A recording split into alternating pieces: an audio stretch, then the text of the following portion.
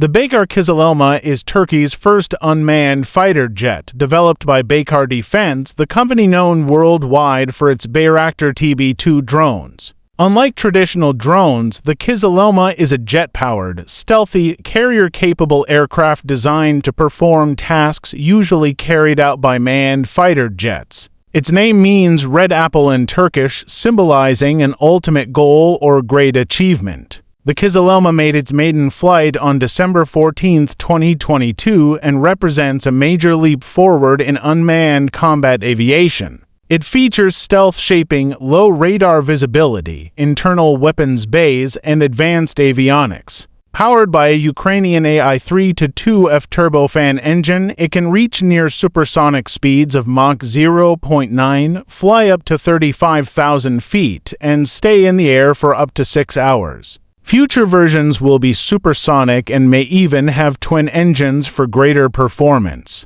This aircraft is designed for multiple missions, including air-to-air combat, precision ground strikes, reconnaissance, and electronic warfare. It will use Turkish-made weapons such as Bozdogan and Geekdogan air-to-air missiles, SOMJ cruise missiles, MAML, and guided bombs. Unlike slower drones, the Kızılelma will maneuver like a fighter jet and can operate in contested airspaces, supported by AI systems and secure data links. One of its most strategic roles will be naval aviation. The Kızılelma is being prepared to operate from Turkey's amphibious assault ship, TCG Anadolu, giving the Turkish Navy a strong unmanned carrier-based strike capability. It is also expected to work in coordination with manned jets like the TF-Con as a loyal wingman, carrying out high-risk missions and increasing combat effectiveness. In essence, the Baykar Kızılelma is not just a drone, it is a stealth unmanned fighter jet that combines the low cost of UAVs with the power of advanced combat aircraft.